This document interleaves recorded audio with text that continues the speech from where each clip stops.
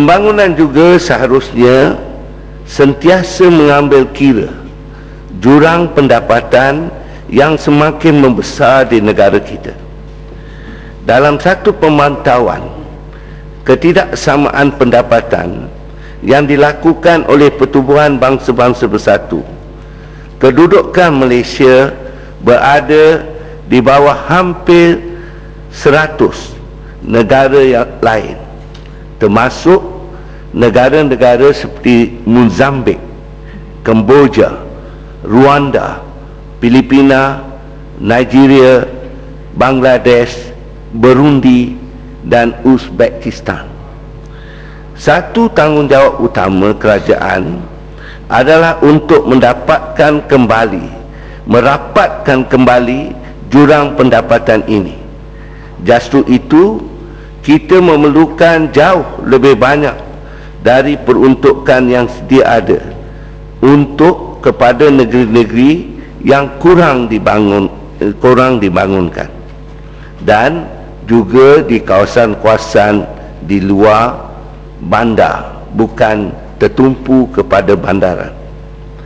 Di samping ketidaksamaan antara negeri ini, kerajaan juga seakan-akan lebih mengutamakan pertolongan kepada golongan berada berbanding dengan golongan berpendapatan rendah. Kerajaan kini sibuk mengurangkan subsidi untuk barangan asas yang digunakan oleh semua lapisan masyarakat, tanpa menghiraukan peningkatan beban yang terpaksa dipikul oleh golongan berpendapatan rendah. Pada masa yang sama, kerajaan merendahkan duty import bagi barangan mewah seperti beg tangan dan barang kemas atas nama menggalakkan sektor pelancongan. Kita terpaksa bertanya, adakah dasar begini benar-benar menggalakkan pelancongan ataupun memberi kegembiraan kepada isteri-isteri yang mempunyai pendapatan yang banyak untuk dibelanjakan? Hala 7 dan tumpuan. Tuan Speaker, malangnya Belanjawan 2011 menampakkan peruntukan dana dan sumber negara yang sememangnya salah fokus. Peruntukan perbelanjaan kerajaan untuk bekalan dan perkhidmatan telah menunjukkan peningkatan terbesar, iaitu 19.7%, ataupun kenaikan 5,000 juta ringgit. Kita sememangnya telah terlalu biasa melihat perbelanjaan dalam segmen ini diracuni oleh budaya rundingan langsung, kontrak yang membolehkan wang rakyat tergadai di tangan pihak swasta yang sewenang-wenangnya mengambil keuntungan keterlaluan, serta syarikat RM1 pun yang menyediakan produk serta perkhidmatan yang berkualiti rendah pada harga yang terlalu tinggi.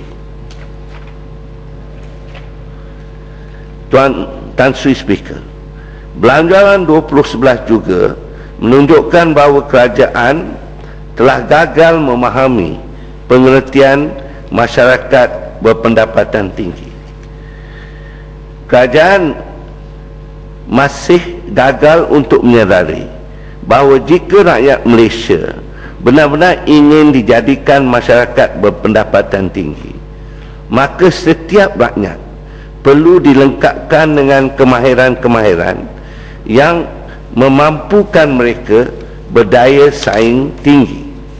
Sebaliknya, usaha sekarang ialah masyarakat berpendapatan tinggi dapat dihasilkan melalui perolehan kekayaan negara daripada rakyat keseluruhannya kepada segelintir kontraktor dan perunding yang bertuah dengan adanya projek-projek mega ini.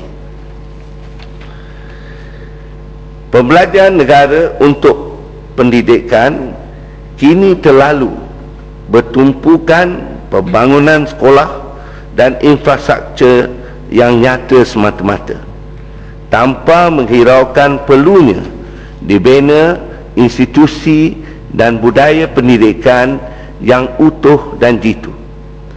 Apakah gunanya kita membina bangunan sekolah indah, mempersona dan kemudahan penyelidikan yang bertaraf dunia, jika semangat untuk mencari ilmu itu sendiri terkongkong dan terpenjara oleh undang-undang AUKU? Kerajaan juga mesti lagi menggalakkan latihan vocational, iaitu pelajar-pelajar yang mampu menyambung ke arah pembangunan negara tetapi mempunyai minat dan bakat yang terletak di luar arus perdana dunia akademik semata-mata.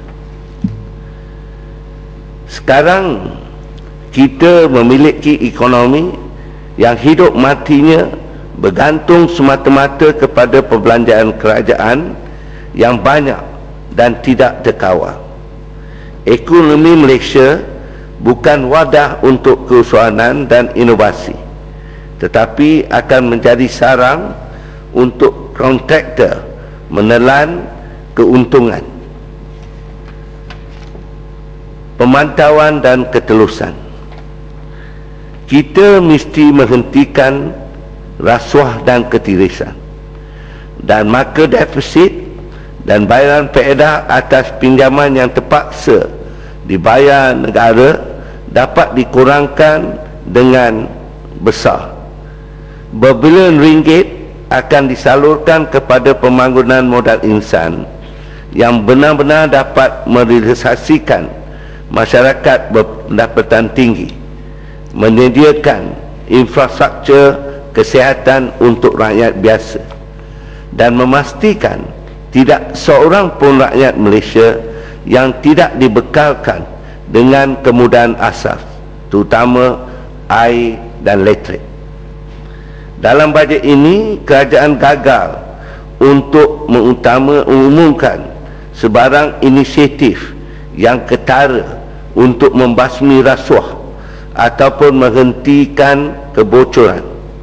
Kerajaan juga masih belum memperkenalkan sebarang langkah yang konkret untuk menggalakkan ketelusan, tender terbuka maupun satu budaya accountability dan bertanggungjawab.